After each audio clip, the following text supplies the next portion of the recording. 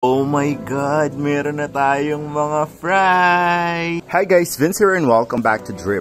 Alam nyo nung nakaraan na bumili tayo ng mga guppies kay Noah. Ito ay mga albino blue topaz. Isa silang strain ng guppy and sobrang gusto ko sila dahil dun sa kanilang parang iridescent na kulay na nagsishift kapag tinatamaan ng ilaw. Hindi pa ganun kalalaki yung ating mga guppies nung nabili ko sila, pero ngayon ay medyo adult na talaga sila.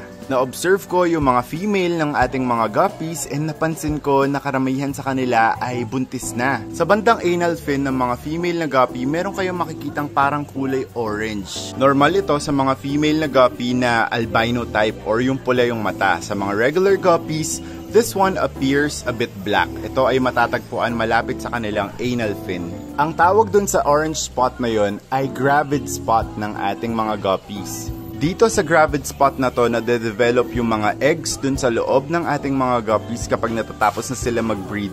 Once fully developed na yung mga eggs na yon, ito ay ilalabas ng mga female na guppies natin through live birth. So yes, kapag nanganak ang inyong mga guppies, ay isang buong isda na po agad yun. I took the time the other day para mag-maintenance dito sa ating 75-gallon tank. Ito yung tank natin na naka-aquascape and nag-pop off lang ako ng sand, nilinis ko yung mga sides ng glass para mawala yung mga lumot, and tinanggal ko na yung mga isda dito. Set up ako ng mga isolation cage or breeding box dito sa ating 75-gallon tank para sa mga female ABT natin or albino blue topaz. Napansin ko kasi na most na sa kanila ay buntis na or may laman na yung kanilang gravid spot. It means na itong mga female guppies natin ay malapit ng mga nak. From the breeding date, magbibilang lang kayo ng 21 to 30 days and yun yung time frame kung saan malapit ng mga nak yung inyong mga female guppies. O commercial muna, parang merong meeting the advance yung mga assassin snails natin doon. Grabe naman yan.